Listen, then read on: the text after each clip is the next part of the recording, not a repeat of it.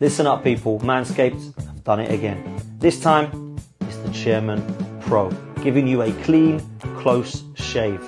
The Chairman Pro is waterproof. The Chairman Pro has long-lasting battery life. And you use the code FTM20 and you will get 20% off of this product. Big up to every single one of you. 12th man is back. Arsenal Roundabout is back. It's Tuesday night. And I've got another show to bring you tomorrow night as well with another panel. We've got an absolute elite panel tonight. Before I introduce them, big up to Rants and all of you guys, man. Really appreciate the raid, bro. Make sure you go, if you're not done so already, and subscribe to Rants and Rants. Raided today. So big up to every single one of you that's here already. Love for that, Rants. Really appreciate it, man. Big up to everybody in the chat. If you have not done so already, hit the like button. Hit subscribe, make sure you hit the notification bell, and go check out Manscaped. It's pinned in the comments or it's in the description. They've got 20% off at the moment using the code FTM20 in time for Christmas. Make sure you go and check it out, people. Big up to Kenny Ken, big up to Igal, big up to Brandon, big up to Premsy, and big up to Northside. Before I go into football, Kenny needs to stay quiet for a minute, right? I'm going to see if the panel can guess. Me and Kenny went Chelsea away, right? We go to KFC. What do you reckon Kenny ordered for a drink? Have a guess. Just have a guess. Brandon's on. You're on mute. You're all on mute. Just have a guess. Just shout out the drinks. Sprite or something like that? Sprite? No, not Sprite. Keep going. Keep going. I don't know. Say that again. Ask the question again. Sorry, I just had to. You go KFC, right? Me and Kenny, before the game at Chelsea. I just got Pepsi Max or whatever with my meal. What do you reckon Kenny Ken ordered with his meal? Tango. What, a drink wise? Yeah, drink wise. Tango? No, not Tango, no. Not a water. And you're not going to get it, man. You're not going to get it. I sat there and I could not believe what I was watching. What, a Crush'em? Ken and Ken bought a Mint Aero Crush'em. Yeah, standard. Why not? I would. And he felt like so. He was like a naughty school kid. I went, "Is that a Mint Aero Crush'em?" He was like, "Yeah, it is, mate." Indigestion, mate. If you eat a big meal, indigestion, the mint actually releases the food from like your esophagus, and it stops you from getting indigestion. That's why I bought it. I didn't buy it. Oh, you got it because it tastes nice, don't lie. Well, yeah. You know what? I've never had one, so I can't laugh too loud before I've tried it. But it's just so random, man. Me and my dad were like, "What the hell are you drinking, bro?" To be fair, I used to murder off the Oreo ones back in the day. Everyone does it. But one thing I'll say about when I go to McDonald's before we talk about football, if I buy a large chocolate milkshake, if they don't fill it back to the top, I send it straight back because at the end of the day, that's theft. I'm sorry. If I pay for a large chocolate milkshake, don't fill it. If I want it filled to the top, don't fill it 3/4. I didn't pay for 3/4. I paid for it. There's a lot of love in the chat for it, man. A lot of people saying, I don't know why you're laughing. That looks like a nice drink. You just didn't listen. It was just.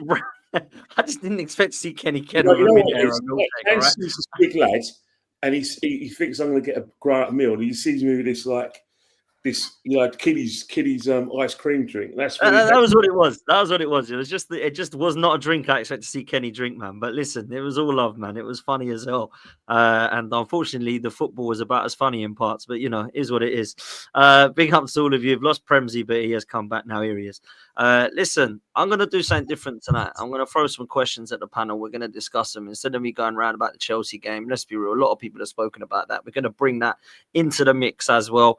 I don't really want to talk too much on referees because I'm sick and tired of talking about it. And Igal's going to get on his high horse and start saying, "See, I told you so," about referees and conspiracies. So let's not go there.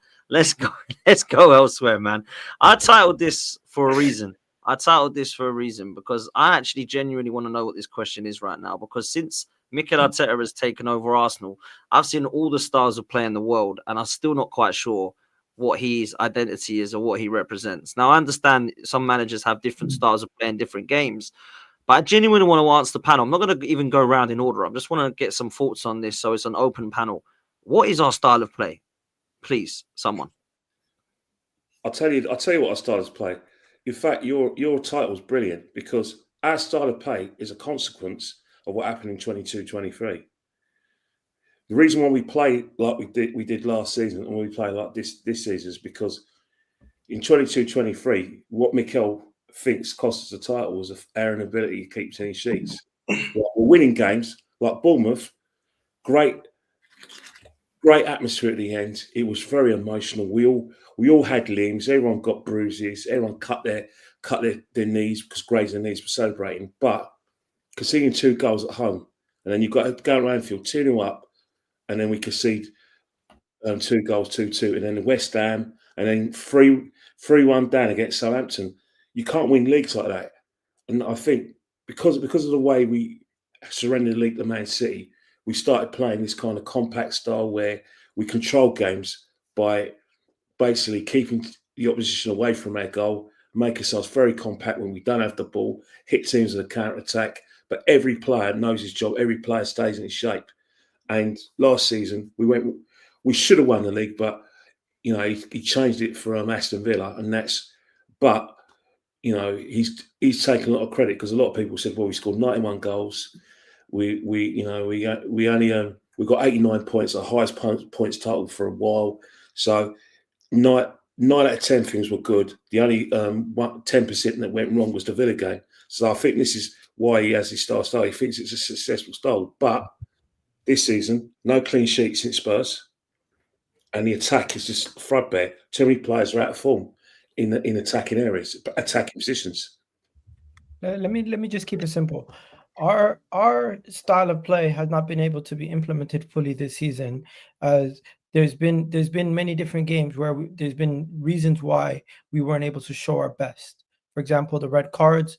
For example, the away games at tough grounds, we change our system and go a little bit more defensive in those games. And I look at the start of the season and I say, what you're seeing is you're not seeing a clear identity throughout all the games because we've been a lot more fluid. We've been a lot more open to change and play different ways. You know how guys were saying you don't have a plan B, you don't have a different way to play? We've shown different ways to play. For example, against Liverpool at home, there was a moment where we're super attacking, and then we take our pedal off the metal once we get a lead. City away, first half, I thought we were going blow for blow. Second half, down to 10 men, we played super defensive. Tottenham away, we were like, you take the ball, you do what you need to do. We'll come and counter, and we'll try to get a set piece goal. And then the rest of the season has really been a combination of those three, where when we go down to 10 men, we play super defensive. When we get a goal, we try to just hold on to the lead and see it out. We've not really been our best attacking form yet. And I've not seen that. There's not an argument, though, Egal, that like do one thing properly to the end. Don't just do 16 things half-hearted. No, but that's what's dangerous about us. We have the capability to play many different ways. Dangerous. Yeah. Okay. We have many different ways where we can play. So it's not a clear identity like it was a couple of years ago, but this allows us to better suit ourselves against the bigger teams. This allows us to go and do what we did versus PSG. Let's be honest, Inter Milan, even though we lost, I thought we were the better team for the 90 minutes. But hey, overall, still a lot more to come. I'm not happy with the performances, but there is a style of play, and you can see that there's different types of play that we do. We don't have one set way to play football. What are you saying, Premsy? It's looking mad right about now. Dan is looking absolutely mad because I was optimistic going into the season. I was very optimistic. Literally put it out there. Said, look, I think we'll go out and win the league because going off the previous 2 seasons, I thought, okay, even though I know we didn't strengthen well enough, I just thought we might not get that many injuries because over the last 2 seasons, we've been quite lucky, to be fair. At the moment, it is looking shocking, man. I don't see no fluidity, really. I see us passing sideways. We can't break the lines. Odegaard came back in and, he put a ball in, which Martinelli got onto and scored. We have been missing that player, but it's down to Edu and Arteta for not bringing that player in or not even showing the faith in Ethan, because when he has had glimpses and come into the game, you can see he's fearless and he runs that position. So why not let him have the opportunity to go out there and show what he can do? I just feel like Martinelli for me as well, man. It's time to really, really have this conversation. He needs to come out of the team for me. I know he scored, Yeah, but that's like taking one opportunity out of 50 for me. You get me? He doesn't score enough goals. There's not enough end product. He'll overrun the ball. Crosses that go into the box, not even really good enough. Like, to be fair, yeah, we need wingers that are going to excite us. Now, I love Saka. I think Saka's very effective, but Saka doesn't excite me like an Alexis Sanchez excited me. You get me? We need somebody that could come in and be that player that will be fearless, have the balls to shoot from distance. Get me? I don't really see you shooting a lot from distance, and that's what you need to do. You get me? If you can't really find an opening, have a pop. Anything can happen. The keeper can to knock it out. You can run onto it, the rebound and score, etc. But Arteta, I think he's shook at the moment. That's the truth. I think with players being out and he couldn't really play the way he wanted to play in a sense, I just think it's not there at the moment, because having said all of that as well, the football wasn't even great from the back end of last season as well, in my honest opinion. So it is not looking good, bro. That's the honest opinion. For me, the title's done. It ain't looking good, man. Yeah, I think the title's done for now, and that could change in the coming months if things go our way. But we shouldn't be talking like if things go our way 11 games in, man. We should be the way Liverpool are at right now. When Man City drop the ball, it should be Arsenal that capitalise, not Liverpool look at it and go, oh, wow, new manager, got some good players, moments players, and all of a sudden it's Arsenal and City they're trying to play catch up. It's mad. I don't know what you boys think, Northside and Brandon, I'll throw it to you in terms of this style of play thing, because I don't know what we're trying to do at the moment. We ain't very attractive to watch. We don't look good in our attack. We can't get our midfield right, it seems. And I understand we've got injuries and suspensions and people can throw that at me, but I look at us defensively, we're still conceding. Midfield, we haven't really got the balance right yet. And in the attack, like, I thought our attack was blunt as anything against Chelsea and has been for most of the season. I think Gabriel's joint top scorer, Rainey, or something mad like that. So it ain't a good thing, man. I don't know what you guys think. I'll let you come in, Northside, then we'll come to Brandon on this style of play thing. And why we've seen us score goals before, now all of a sudden we can't. Yeah, I think the easiest way to dissect what's going on, yeah, is look at the things that we used to do and ask yourself, do you see that now? For example, we used to have Ben White overlapping on the right-hand side, whipping in crosses into two of our players that could header the ball, Rice and Havertz. Do we see that happen on a consistent basis? No. He's been poor this season. Then you look at, we used to have an inverted left back that would be able to create. Didn't rate Zinchenko defensively, but one thing he used to bring is in the midfield, he could actually create things. He could create. His problem was when we get a counter-attack, he wasn't there to defend. Do we have that from Calafiori? I don't think he's as creative as Zinchenko in the midfield. I don't think Timber offers you that in the midfield. He's more of a then you've got Thomas Partey. From deep, he used to start our counter-attacks. Don't really see that anymore from Thomas Partey anymore. Don't really see him, those long balls into the front three, getting them involved in the game. Don't see that anymore. That was something that was good, that was implemented by this manager. Don't see that happening anymore. Used to see deep runs from Declan Rice into the box as an option for us to cross to. Don't see that enough these days. He's camped just outside the box now. Don't see him in the box getting those headers in that he did last season. Used to see Martinelli 1v1. As soon as we get the ball, Martinelli's just sprinting, busting a gut to get forward. Don't see that as much anymore. He slows down near the opposition box. We used to see Jesus get the ball, and even when he had two players around him, he'd hold up the ball, bring in Martinelli, bring in Saka. Our players are always making runs, even Odegaard overlapping as well, overlapping the striker. Don't see that anymore. All the things that we used to see in terms of our attacking play, don't see that. And if you do, you see it for very small spurts of the game. We don't see it on a consistent basis. We used to actually be able to attack, create from deep, Don't see that anymore. We don't see that from these players. There's so many things that the manager did bring to the game, or our game, 2-3 years ago, that used to help us blitz teams. We don't do that anymore. And it seems like he's struggling to combine this defensive approach with being able to cut teams open. We used to be able to 2, 3, 4 passes and be able to cut through them. I remember Martinelli's goal against Man City. We transitioned so quickly. And I think it was a deflection and it went in. But the way we used to attack and the way we used to transition was so fast. We don't even have the same speed and intent when we attack. It used to be one route football. Now we take how many touches until we get to the box? How many players are static? When the player that's got the ball, everybody around them is static. We never used to be like this 2-3 seasons ago. And this is to all the people that think all I can say is everything's bad under Arteta. No, there's been good things. The problem is he can't mesh what we do good defensively with what we do in attacking. It's either one or the other. And then when he tries to implement it, it's not for 90 minutes or game to game, showing a different type of approach. I think the players look as lost as this manager. I think they look just as lost as this manager. I think he's limiting them to a certain degree. Martinelli looks confused. Martinelli's best when he just runs at players. You give him too much time on the ball, he looks lost. You get him a 1v1, he looks lost.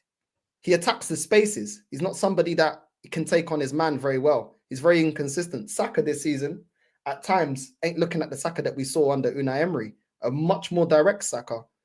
A Saka that can beat his man. Havertz this season, don't rate Havertz, but he's looking even worse than he was last season. Last season, we're at least giving him some crosses in the box. This season, we've seen Mikel Moreno in the position of Havertz. The opportunity against Chelsea. Why is Mikel Moreno in both of those opportunities, goal-scoring opportunities in the box? Why is the striker not there? Why is the striker not there? Is this by the manager? Why is Gabriel, our centre-back, in the left side, in the left wing position? Our centre-back. This is in phase 5. I don't think we're asking for too much.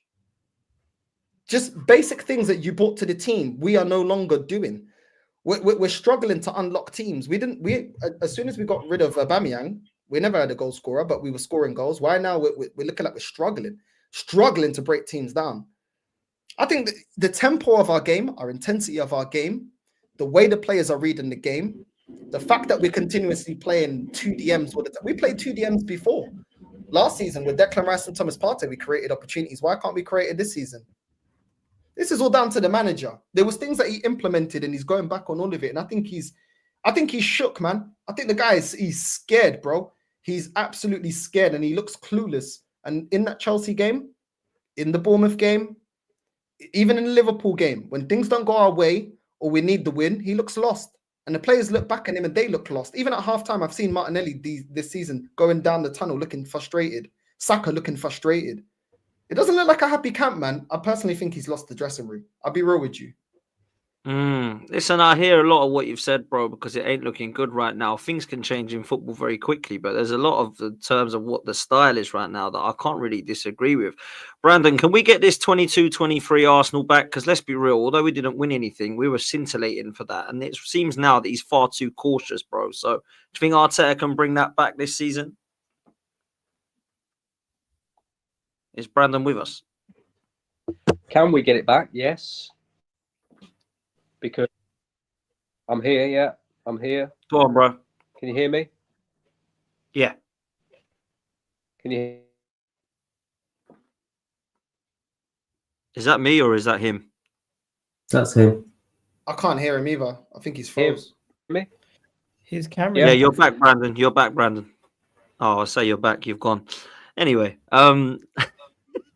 is that me or has he been like that the whole time? He's like literally his Wi-Fi has been. I thought it was me, but I think it is Brandon. Igal, do you think we can get this back? Because like for me, we have to now.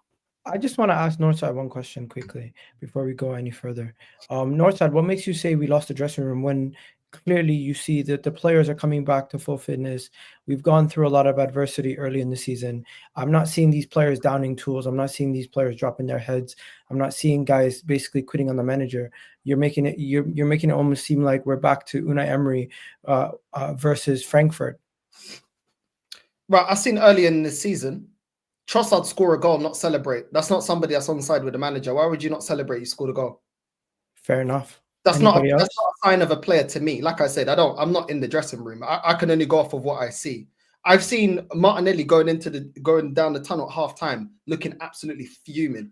I've seen at times Kai Havertz look fuming as well. Now the players have to take accountability as well. Yeah, it's at the end of the day, half of it is on the players, half of it is on the manager. The players have to go out there and perform. They can't put it all on the manager. They're grown men. You're paid to do a job. You have to be professional. But at the same time, it doesn't look happy. It doesn't look happy. And these are just the signs that I've seen. I've seen Saka at times look really frustrated at times. Really frustrated. And I'm just going off of body language. I'm just telling you what I see. The style of play and the body language at times from these players look like they're getting frustrated. And even at times where Mikel Arteta, when it goes out for a throw-in, Mikel Arteta is trying to talk to Trossard, trying to talk to her. Some of them, I see them giving them like the cold shoulder, like just whatever, man. You know what I mean? Like at times, like or whatever. Like I'm not even trying to make eye contact with him, as if they're not even. It's just like I'm so sick of it. I don't even want to chat to you. That's what it comes across as when I see it on the pitch. On top of that, I think Mikel Arteta as well gets a lot of players to do jobs at times that isn't their natural position. I don't see that fire from the team. I don't see the fire. We used to have the players, at least you could see them on side when the manager wanted to play attacking football. Or even when we used to defend, used to be busting a gut. I see players walking around. Look at that goal against Pedro Neto. I think that's them just having enough. The only one that closed down Pedro Neto was Timber. Havertz looked like he was half-hearted to get there. Odegaard probably because he's coming back from injury. Maybe it is an injury thing. Odegaard was on the other side. He got a yellow card. I remember Odegaard, he got a yellow card. He didn't even really put a foot in. He kind of just trapped back a little bit, but didn't really put a foot in.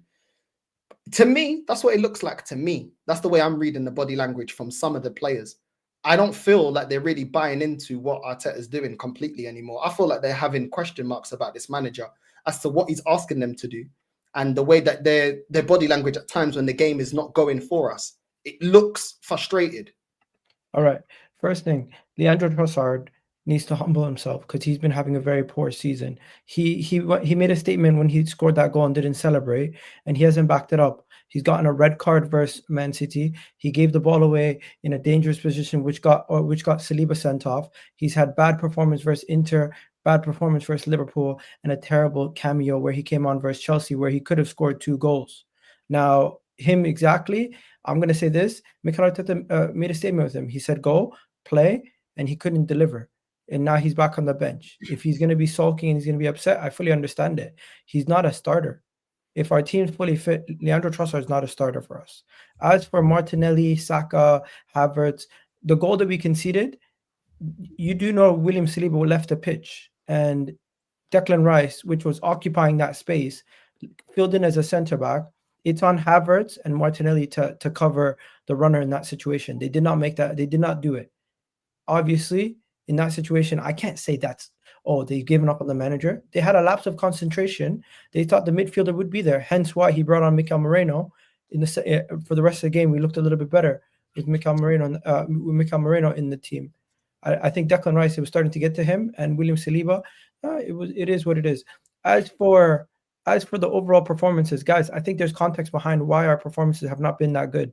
Number one, we have had situations where we've been under the clutch, and we've had 3 red cards this season. I'm not gonna only mention that though. There's also been a situation where if you look at our fixtures, we've had the hardest fixtures compared to other teams. We've faced, I think, 5 teams out of the top 10 already this season, with Tottenham, Aston Villa, Man City, who else? Newcastle, and what else is there?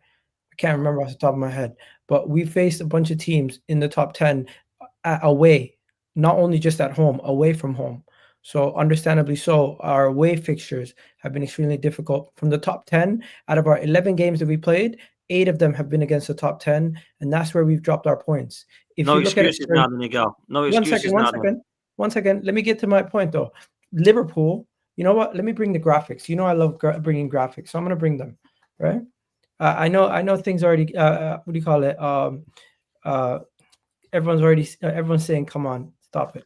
But listen, you need to understand where I'm coming from. I do think there's context behind everything. And this is the context that I want to bring to the table. This is Liverpool's 6 wins out of their first 9 games for Liverpool have come against these teams at the bottom half of the table. Arsenal have played 4 of these teams, and we lost to one of them, which is Bournemouth. We won the other 3, right? In context, the top half of the table, Liverpool haven't played too many of them. Liverpool have played 3 games against the top half of the table. And yes, they beat Chelsea. And I think they lost to Nottingham Forest and they drew to Arsenal. So from the 3 games that they've played out of the top 10, they've lost 1, drawn 1, and won 1. So it just goes to show you their schedule has been skewed heavily to the worst teams in the league. Where Arsenal,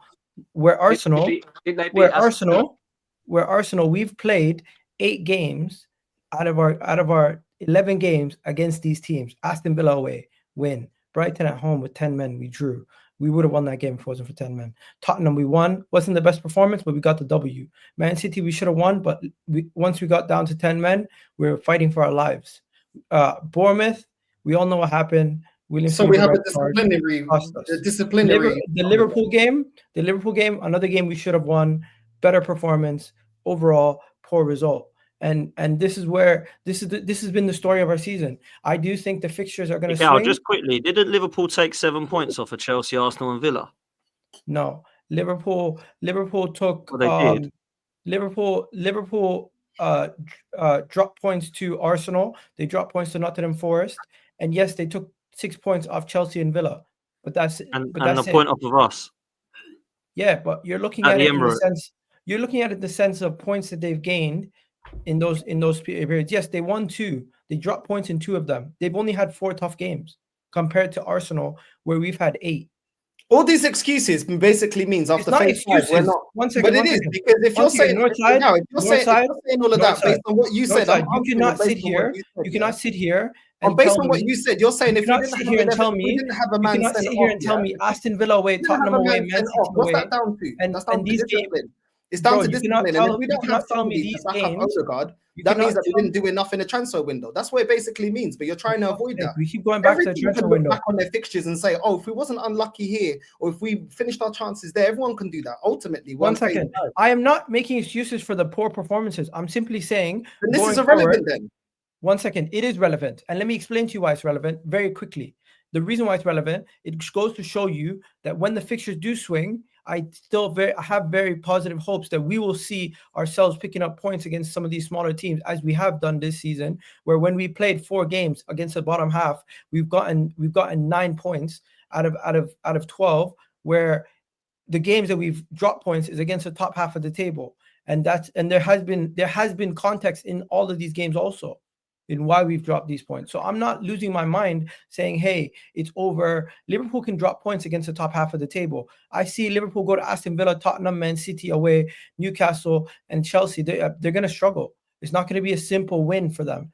And also, how many away games have we had this season already? We've had way more away fixtures. Second half of the season, we're going for a title charge, and we're going to have easier fixtures. We're going to have more home games. We're going to see. You guys are going to be at the Emirates more often than being away from home.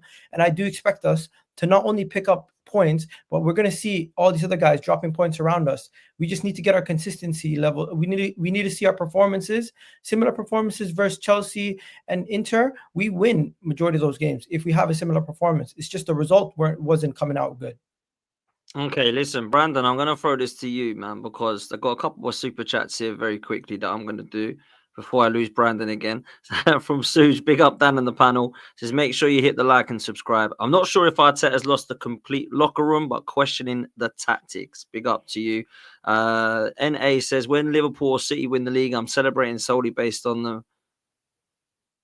Okay, cheers for the super chat. This one comes in from Sava. Big up to Sava. Make sure you're following Football Heritage TV. Igal is amazing. I've never seen anyone get every single opinion wrong week in, week out and still tries to defend it. He sounds like the cult of Ange that won't tell the truth. Have to laugh. You're not getting any love from Sava there in your opinion. He's Ange out, eh? He is Ange out. He definitely is, by the way. He really is. He's actually properly Ange out. This one comes in from Conrad. Said, how was Galatasaray able to get Osimhen on loan for 96k a week, but Arsenal loaned Sterling for 100k a week? That is a very good question, by the way. That's a very good question. Because their window closes last. Yeah, but still, it's absolutely crazy. And Sava says, with love, Gal. Big up to you, Sava. Thank you so much for that, man. I appreciate that. Brandon, we've still got you. Let me throw you this question because there's a lot of people that are asking this. Is Arsenal squad overrated? And what I mean by that is it as good as what perhaps the Arsenal fans might think? Because there's a lot of rival fans that say the squad's actually pretty good, but it's not ridiculously world-class level, and that's what it needs to be. Yeah, it's good, but it's not good enough. That's the real answer, Dan, to be honest with you. It's good, but it's not good enough. But yeah, I agree with what Northside said. There's 2 ways of looking at this, right? You can look at this the Agale way, or you can look at this the Northside way, or you could be somewhere in between. is how I think. You know, Egal, I see what he's saying. The hopeful side of me as an Arsenal fan, and I am still hopeful, by the way, because as an Arsenal fan, you want them to succeed, regardless of who's in charge or whatever, right? The hopeful side says it's only 9 points. You know, the hopeful side of me says maybe we could turn it around. Maybe we could still win the league. Maybe it's not quite over yet. But then the logical side of me also says, well, hang about, Arteta's got previous, in the sense that he's never yet carried us over the line, number one. And we've never had to make up an amount of points on a team, and we've never successfully done that. And you just have to look at the way that we're playing right now and how stubborn and arrogant this guy is. And anybody who thinks he's going to just change it on a whim is completely mad, because this is what Mikel Arteta wants. This is what he feels is the right way for Arsenal to go and win the league. He ain't just going to all of a sudden change it to what we was doing back in 21-22. And I think, personally, he has messed up massively, right? The best thing that I could say, or the best analogy that I could give you is, here in the UK, we have a term called cowboy, yeah? Mikel Arteta is a cowboy tradesman, in my opinion. He's a cowboy, right? Now, this is a weird analogy, so bear with me, right? Arteta's been brought in to fix... Gal's face is already gone. I can see Gal's not going to agree with this already. Arteta, go on, Brandon. Arteta's job this season. Arteta's job, or he's been brought in to fix the leaky pipes, right? Now, the leaky pipes, it has 3 leaks in it. Let's call that central midfield, central attacking midfield, right wing, and striker. The biggest leak of them all is striker, but the other two, you know, they're smallish, but they're getting bigger. So he comes in to fix the leaking pipes. He plunges 1 or 2 of the smaller gaps, Mikel Merino, Calafiori, but he realises that the leak is affecting the brick wall, which is Arsenal's squad or Arsenal's title hopes. So he moves the brick wall. And then he takes a look at the foundations and says, maybe, just maybe the foundations, which is Arsenal's playing style, isn't good enough to hold the rest of it up. So let's change the foundations. Let's do something completely different. So he puts down new foundations, which is Arsenal's new playing style, which in my opinion is prime Stoke City 2009. And now the brick wall no longer fits the foundations. In fact, the brick wall's on the piss. And the leaky pipes are still leaking. So nothing's actually been fixed. If anything, as I say about cowboy builders, or people say about cowboy builders, they come in to fix something that wasn't even broken. Mikel Arteta has tried to fix the leaking pipes by fixing the foundation which wasn't broken. So to me, I just think this is going to be one of them seasons where Arsenal don't really go anywhere. And it's disappointing, because you look at what Man City are doing, and you look at the fact that nobody really stands out in this league apart from Liverpool at the moment.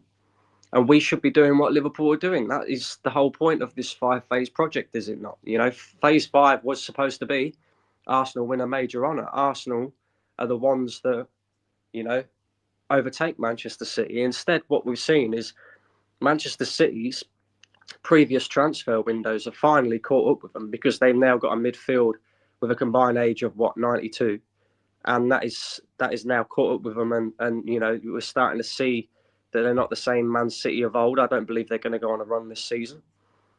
And what Liverpool are doing is what Arsenal should have been doing, which is capitalising. And instead, we're just as bad, if not worse. If results hadn't have gone our way this weekend, Arsenal could have been sat 8th. And I know a lot of people who like to analyse things to do with, you know, where we are in the league table, rather than necessarily the points that we are behind. But maybe we'd be having a different conversation if we was actually sat 8th. Maybe people would actually be going, hang about, some things ain't actually rosy in the Arsenal garden here. You know, Tottenham could have overtook us this weekend. Villa could have overtook us this weekend. If we lose after the international break to Nottingham Forest, who, by the way, are playing very decent football at the moment, it's not inconceivable that Arsenal could do that, especially with the way we're playing. And Manchester United beat Ipswich. They're 1 point behind us. Let that sink in. Man United, 1 point behind Arsenal. Now, I also look at it a little bit from the Agal perspective and say, look, it's 9 points. We've had a lot of hard away fixtures. We've played a lot of the top teams in this league away from home. And we don't have to go to Stamford Bridge anymore this season. We don't have to go to the Etihad anymore this season. We don't have to go to Villa away anymore this season, apart from maybe in the cup competitions. But having said that, the biggest worry that I have at the moment is Arsenal last season, we started pretty slowly. And people reckon that Arteta and Arsenal did that for a reason, because obviously we see all the time Man City, they start a little bit slowly, and then towards the back end of the season, they really start to kick into gear. And we kind of did that last season. We started a little bit slow, was picking up results, not playing our absolute greatest, but we was picking up results. And then after Christmas, we turned it on. I just don't see how we turn it on at the moment. I'm in agreement with Northside. I'm looking at players in particular, and it looks like they're starting to kind of question the manager, question why we're doing what we're doing. You know, the sole thing that we could actually sit there and say about Arsenal last season, where we could maybe potentially win the league this season, was because our defence was so formidable last season. Our defence, and we're relying on that in the way that we're playing right now, our defence don't look the same. We're conceding goals left, right and centre. And then when we concede first, normally, you know, we can't go up the other end and offer anything, because if Bukayo Saka's not playing well, then we're done. We're literally Saka or bust. You know, Havertz, yeah, he comes up with a few goals here and there. Yes, we've had some key players out, right? But it also doesn't fill you with confidence when a manager is throwing a very unfit Martin Odegaard into a Chelsea game straight away after a long-term injury, and he's playing a Declan Rice with a broken toe when he has other players at his disposal. So it still tells me that he does not trust this squad, and this squad isn't good enough. Now, you can look at that two ways as well, because we also sit here, and I think every single one of us is baffled as to why Ethan Nwaneri didn't get more game time while Martin Odegaard was out, right? Sure. Now, there's two ways of looking at that as well. Is it because the manager is doing a bit of a Jose Mourinho and going, do you know what? I weren't happy with the signings that we made in the summer. I'm going to now prove that by showing that what I've got at my disposal isn't enough. Or is it just because he's completely and utterly inept? I think it's more the latter, because 2 years ago, he was promoted from coach to manager. So therefore, he has a massive say in what we do in the transfer window. And I also believe that he sat there in particular and said, do you know what? I don't need a striker, because look, Havertz scored 15 goals. So why would I need a striker? I look at it and just think, a lot of this, I would say probably 90% of this is down to the manager. I can't look at the players too much now, because we know that these players are capable of playing better football than what they are right now. They did it 2 years ago and nearly won the league. All we had to do was build on that. And now, the players have to take some responsibility as well, man. I'm seeing man missing sitter after sitter in games. Oh, great. Like, fucking hell, man. Like, they have to take some responsibility. We've seen these players, have good performances. Yeah, I understand Arteta's got a lot to blame in the aspect of potentially not showing some faith in certain players. But players like Trossard and that, he's played in Odegaard's position, being absolutely shit. You get me? Even Saliba, he's been shocking. You know what I mean? Getting himself red cards, etc. David Raya of late, shocking. You get me? Normally he's pulling them saves out. Ben White, shocking. The players need to take a look at themselves. You get me? And they need to really pull it out the bag. If you want it, yeah, you can't be burnt out trying to fight for the title twice. You got to really go out there and push and go and get it. And you know what? Situations Premji, come. what do If you you make of got, this then? Because like I wanted to ask this question, and you're kind of segueing into it nicely about who you want to see more from. Because I think we can blame Arteta in terms of the tactics and the in-game management, but there's certainly individuals that need to step it up, bro. So I wanted to ask you and Kenny on that. you know what, Martinelli for me, because when this guy comes to the club, I had a lot of high hopes for him, and I know that there's a good player in him, but there's no end product at the moment. There isn't, and I don't know if it's just me seeing this year, but there is no end product. The guy will score 1 goal in 30, 40 opportunities created. Every time the ball goes there, if he can't get past the man or whatnot, he's just going straight back. He's going back to the side. He doesn't very rarely take the man on. You get me? I don't know, man. He frustrates me at times because I know he's better than what he is. But really and truly, we need someone better in. Ramsey, I think. Is that not Mikel Arteta as well, though? Because I look not for me, bro. I look at the way they play football, right? I think it's very robotic, and I don't think that suits Martinelli. I think, like Northside was saying earlier, he's better when he's attacking space, when he's... Bro, you can't... Do you know what it is, bro? When you've played football and you know about football, as a player, yeah, the manager could tell you something. But when you're in them goal-scoring opportunities, yeah, and you're absolutely fluffing it, it's nobody but you doing that. You get me? Because them positions have been worked and he's been put in them positions. Even when it comes to picking the wrong pass, if somebody's open on the far side, he just, his head's never up. His head's never up. That's the problem. And we're not really ever getting anything from the left-hand side. I think when Granit Xhaka left, Arteta's really struggled to have a free-flowing left side. You get me? Because as much as we kind of killed Granit Xhaka off in his early part of his career, towards the last couple seasons at the back end of his career, he was doing bits, you get me, and he was running into that space and he was helping Martinelli, letting him run in behind, feeding the ball in, you get me, which added to his game. But even still, if that part of your game ain't working, you got to adapt if you're a top player. Do you know what I mean? You got to get the ball and you got to go out there, have a shot, at least find your man in it. You know what I mean? Not overrun the ball and all that. So him, for example, Declan Rice as well, I don't think's been great. I think last season he was miles better than what he was compared to this season. I think Saliba as well needs to pick it up. Ben White needs to pick it up. I think collectively the team is not performing great, to be honest with you, Dan. I think collectively I all agree. do need to And we need to stop. We need to actually look at how many times the players let down Mikel Arteta this season, because I think the players let down Mikel Arteta more than he let us down. Because if I look at the Newcastle game, I'll put that on Arteta, but the drop points versus what? And Bournemouth. No, that was on Leandro Trossard and Saliba. Why did Leandro Trossard play the back pass? The selection was all wrong, man. Why did Saliba get sent off? Why did Martinelli not score his one-on-one when it was Why did he select that team with Marino in a 10 instead of Nwaneri? I think things are going to be a lot better with Martin Odegaard in the midfield, because one major issue we've had this whole season is with Martin Odegaard injured, we were struggling to hold on to the ball. Now, I agree with you guys. Ethan should have played, and we've all been calling for Ethan to play. Why he's not starting him, I don't know. He's in there. He's seeing him in training every single day. Maybe there's things that he sees right now that he's thinking to himself, you know what, I need to protect the guy. Maybe he's not 100% ready. But from my perspective, looking from the outside in, I think Ethan's ready and you should have given more opportunities.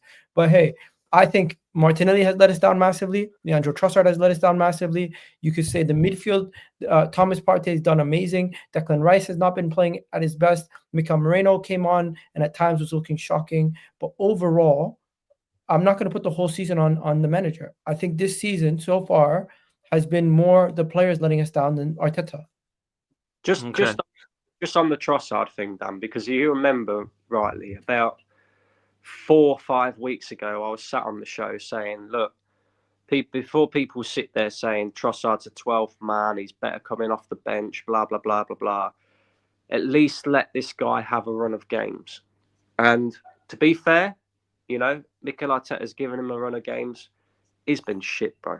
You know, if he's not coming off the bench and he's not making an impact off the bench, I don't want him in this Arsenal side. No, You know, he's a 12th man. He's a 12th man. He's a soul shot. And he doesn't want to be that, then he needs to go find the club because, real talk, I can't see any more shocking performances from him. Even when he come on against Chelsea, he was bad. Do you know what I mean? And he's like, don't know what's happened to him. I don't know He if could he have wants scored to 2 be at the goals. club. There's a lot, yeah. There's a lot of people saying about Trossard and Saudi Arabia links, but look, I want to move because I'm conscious of time. There's over 1,000 people in here now. People, please make sure you do me a favor, hit the like button, hit subscribe, and make sure you're following all of these guys on their social media and their YouTube channels, please, people. Thank you very much. Kenny, a couple of super chats, which will move nicely on to the last question I've got before we come to a close to the show. KV says, we go back to the window, Egal, because it's cost us no excuses. Get me Kudus and Gyökeres in January if you're serious, Cronkies. Big clubs do big things. And Chaitanya mentions January by saying, who do you think we want to get rid of in January? I wanted to put that as a kind of question, Ken, because a lot of people are talking about transfers already. Who do we think should be our realistic January transfer targets, if any? And do you think there will be players that leave, Kenny Ken? No players are going to leave in January. I don't think we're going to get any. I'll be surprised if we get anyone in. It has to be maybe if someone's like long-term injured, then we'll probably get one in. The reason why I don't think that we'll get anyone in January is because we're still going to need a lot of players. But remember, we still got the Champions League. You know, we don't know by the time Champions League finishes, it'll be coming towards the transfer window. Who knows? We might even be in the playoffs. So we're going to need every player available. The player that I'll look to sort of move on and say hasn't worked out. Well, there's a couple.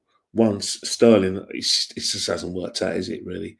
You know, it says a lot that, you know, that we're in rumours that, you know, that Mikel Arteta's not happy with his intensity in training. Who knew, eh? Who knew? You know, he hasn't been a player. He hasn't been the same player since he came back prematurely from the World Cup. And then, you know, Trossard's another one. Because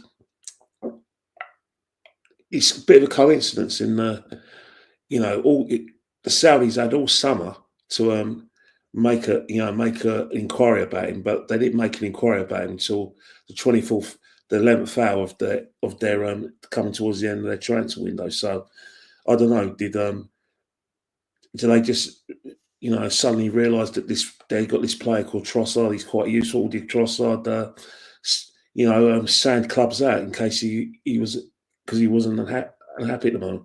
But for me, it's really going to be just Sterling that I'll be looking to move on, because I don't know, man. I look at certain players, and I pray that, you know, that we have another Dubai moment, because when we had the Dubai moment, we were getting goals out of Trossard, we're getting goals out of from all over the pitch. You know, Trossard, of course, but there was Havertz was scoring. You know, Saka was in the goals as well. So for me, I don't see us, making any sort of like acquisitions or getting rid of any players. But one thing I would say, if we go to the end of the season, I'll be very shocked if we get a striker. I still think that Mikel's going to have to look at the left back situation, look at the left winger, because Martinelli isn't cutting it. Trossard, say no more. And then you've got if Thomas Partey doesn't get offered a new contract, we've got to look at number 6 as well. But those are the areas I think that Mikel will look at. But January, I'll be shocked. I'll be actually shocked if we try and get anyone in. I just don't see the board doing it. Northside, what are you telling me about January? Because, bro, me and you have been crying out for a striker for everything since I've met you, which was about 5 years ago now. So what are we saying, bro? Are we going to do anything in January, or do you have no faith? Dan, you remember the Arteta only fans were telling us you can't buy anyone in January, bro. You can't. Oh, yeah. Teams Apparently don't not. want to sell. Teams don't want to sell. So, guys, sorry. Your words. You can't buy no one in January. No one wants to sell. The thing is, yeah, why not? Bro, this is the thing. I've been seeing, I don't know what rumors you guys saw. I saw the whole, we might spend 100 mil on Kudus. This is just what I saw. Before someone says, oh, it's not real, no, sir. This is what I saw. 100 mil on Kudus. Arsenal going to go in for Gyökeres. Is the problem. If we had the 100 mil, if we're going to go in 100 mil for Gyökeres, why wouldn't you just get him in the summer? How can we just miraculously have 100 mil? Facts. Make that make sense to me. Yeah? Do you know why?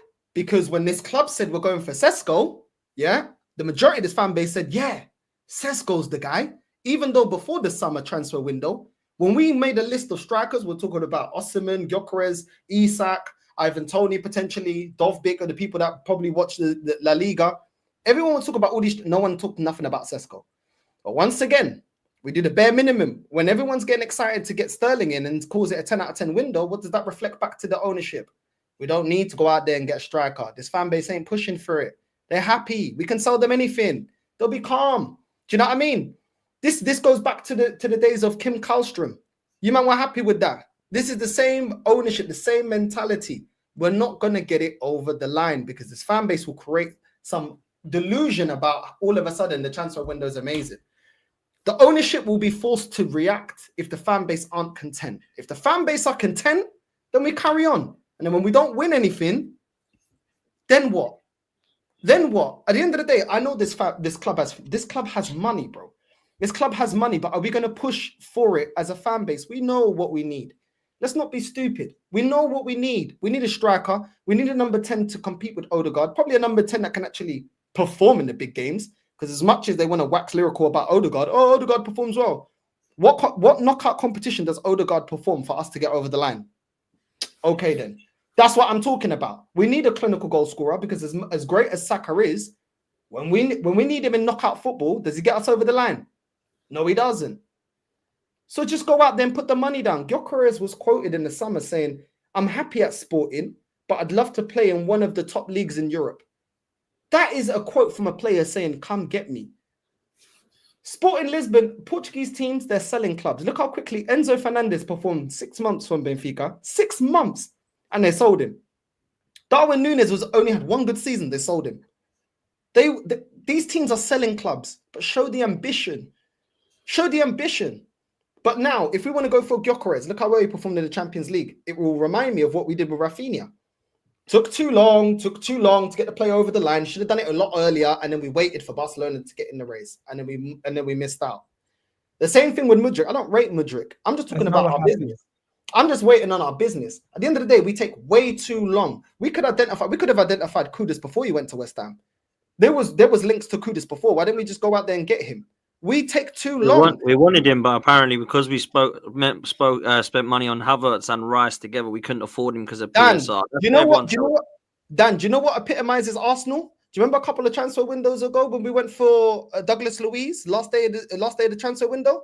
That is how we've conducted business for the last 20 years, and we don't get over the line. You can look at it when we would link to Benzema, Higuain, Draxler, Houssam Aouar, Buendia, Isak, all these players, bro. We don't move fast enough when we need to move fast. We don't do it often enough. And we allow other teams to look at our players to their heads to be turned. Oh, maybe I'll look over there, or maybe I'll do this and that. We are reactive, not proactive. So why am I going to expect anything different in January? Why am I going to expect anything? I don't.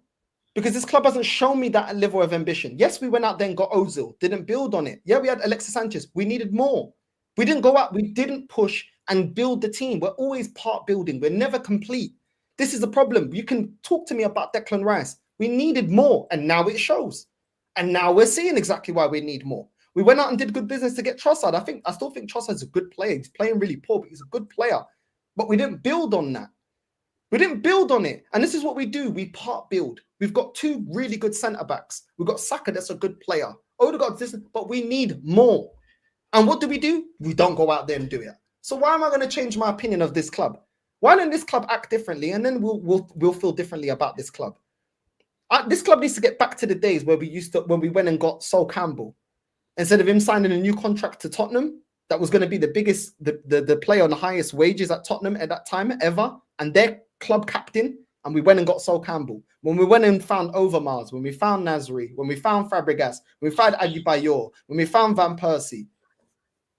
This is the thing, we're always half built. This is nothing different to the past. Nothing different. And I'm not surprised the fact that this club is not going out there and getting the targets that we need when we are now able to compete. As soon as we get Champions League football, foot off the gas. It's the same thing that we had under the last 10 years of Wenger. Foot off the gas. As soon as we get top four, well, we could do with or without the player. Maybe, I don't know. There's no quality in them. They're asking too much. Just pay the money.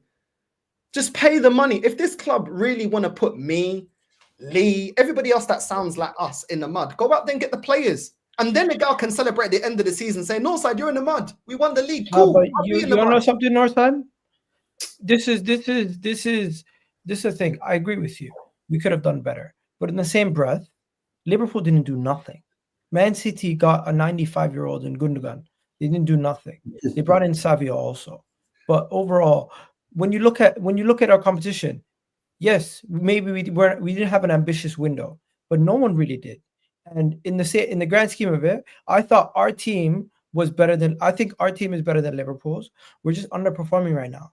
We could still get Miguel, back I don't into care this. about them, Miguel. I care about No. what we I do. understand. But your whole point is the lack of ambition, and my point is Liverpool won the league.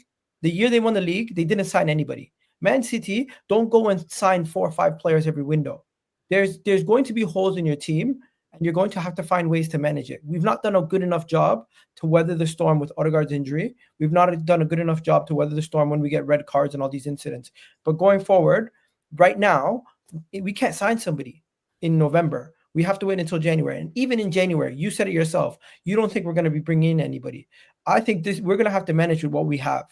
And Mikel Arteta is going to have to find Mikel Arteta is going to have to get the best out of what he has. And us arguing about what happened last window, what's going to happen next summer, honestly, that is not something that is going to benefit us in the short to immediate term. We need to fix our midfield and try to figure out what we're going to do with the midfield trio. We need to figure out how we're going to get Martinelli firing. Yes, he scored versus Chelsea, but he's not had a good season since 2 years ago.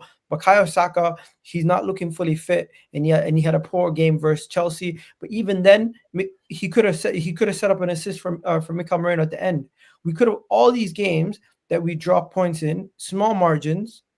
And I don't think it's as big as a big deal as everyone's making it seem, because we are still having some. You know what does wind me up though, Igor? I've got to say this. What really frustrates me is when me and Turkish and Troops and Kenny and Northside, etc., said this window ain't that great, and everyone told us to just shut up and stop being negative and get on with it. And now, when they've realised we were right and it weren't a great window, what do they say? Well, we just got to deal with it. Now we can't moan about it. We just got to deal with it.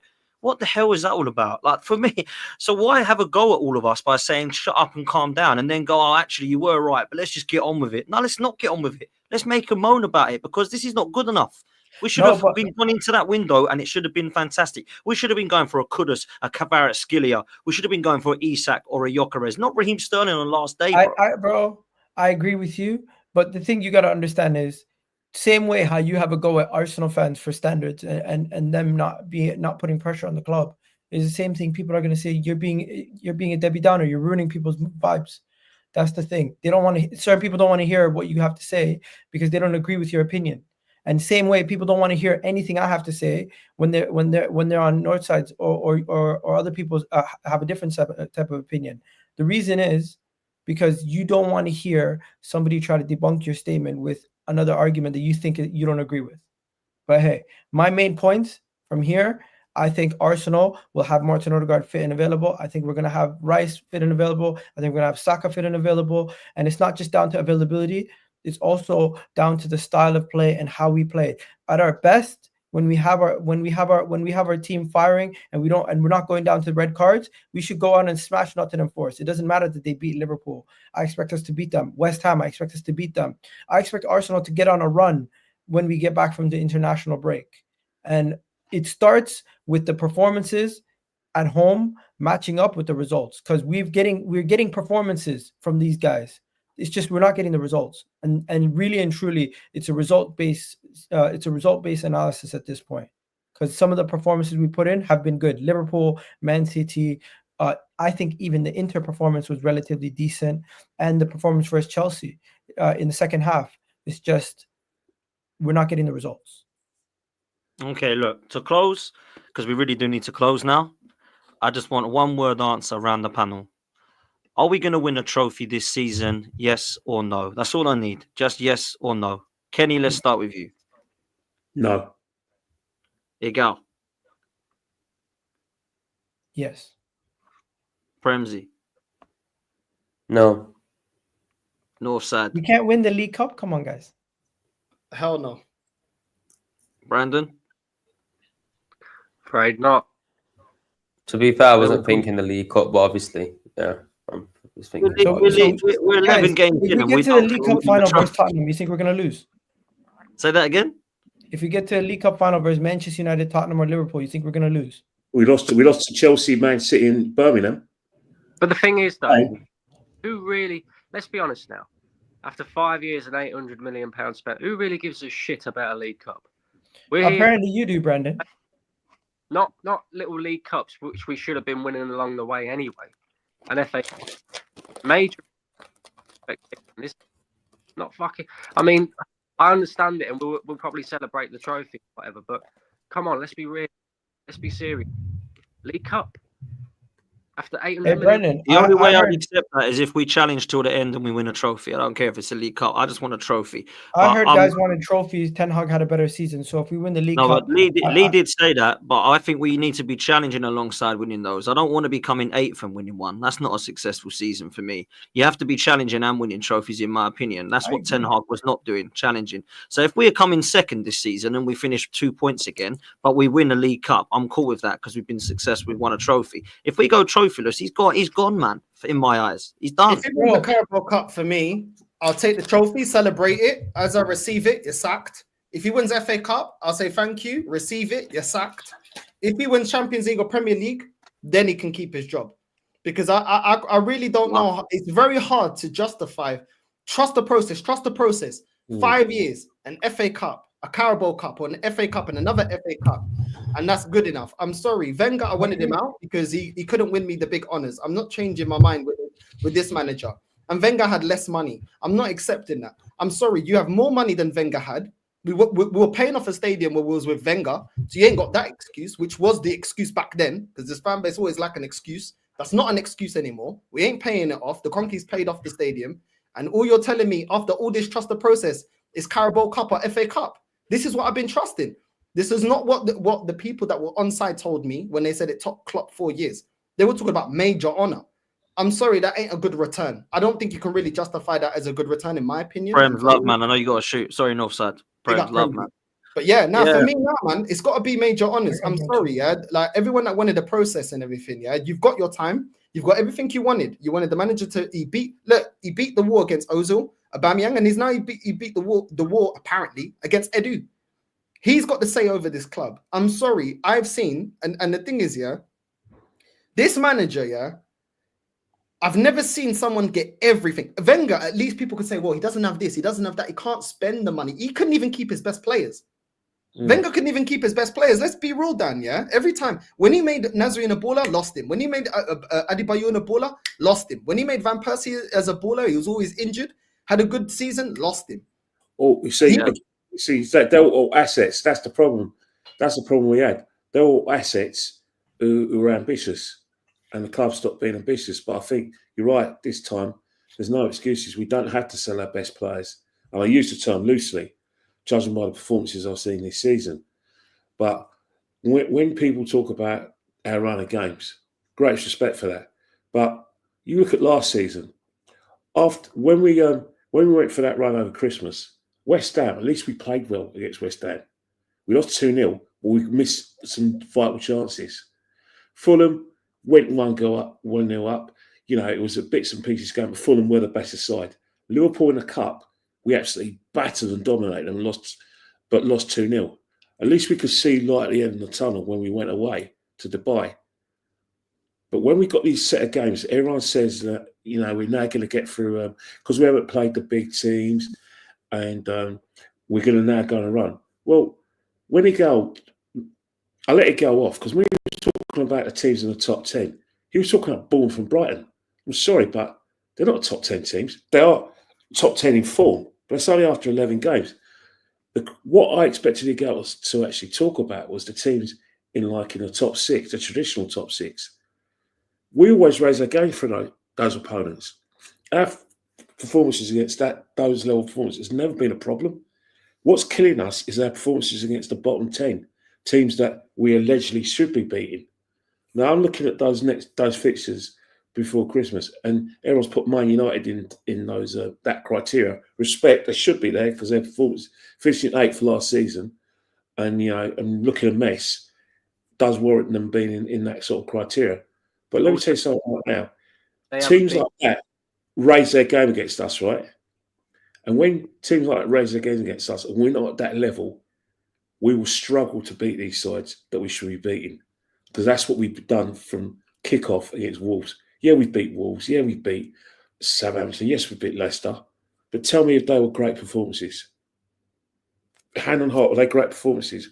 But then you look at Man City, you look at Liverpool, you look at PSG, teams that we that are hard games.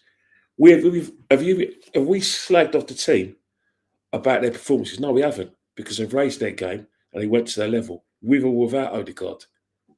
That's not our issue. Our issue is teams we should be beating. And that's why we will not win the league. Liverpool win the league because they're beating teams they should be beating. And that's how you win leagues. No one gives a monkeys about the mini league between the top six. You're going to raise your games anyway. You look at all the teams that have lost leagues, especially Arsenal. We lost the league because we couldn't beat the teams we should be beating. Last season and the season before. Until Arsenal fans accept that fact and recognise that we need to raise our game against every team, regardless whether it's Liverpool or Bournemouth or Man City or Brighton, then we'll never win anything. We won't even win the FA Cup or League Cup. And people need to realise that. Because when we play Crystal Palace on the 18th, don't think for 1 minute that Crystal Palace ain't going to have a go. If you think Crystal Palace are going to think, oh, let's put this to one side because we're fighting to stay in this league, you're absolutely off your heads. You're pork chops. Facts, Kenny. Absolute facts, man. Can't say more myself. Listen, we're going to wrap there because I've got another show now that I've got to jump over. Please make sure that you stay tuned, people. It's heading over to Hybrid Squad with me and Sophie. So please make sure that you do nothing but Hello to me, big sister. Of course I will, man. Of course I will. Absolutely I will. 100%. Finsbury Park, my fellow Finsbury Park sister, Finsbury Park is still massive. Yeah, you know, man. You know. Big up the Finsbury Park massive. Big up to Northside LDN. Please make sure you go follow him. Big up to Kenny Ken. Make sure you're following Kenny Ken. And of course, big up to the lads as well. Premsy TV, Igal Talks Football, and Brandon. To be fair, he's on everywhere now. True Gunners TV and everybody else's shows. So make sure you go show them some love as well. I'll see you over on Hybrid Squad in a couple of minutes. And yeah, take it easy. Big up to all of you. Laters. We're out of here.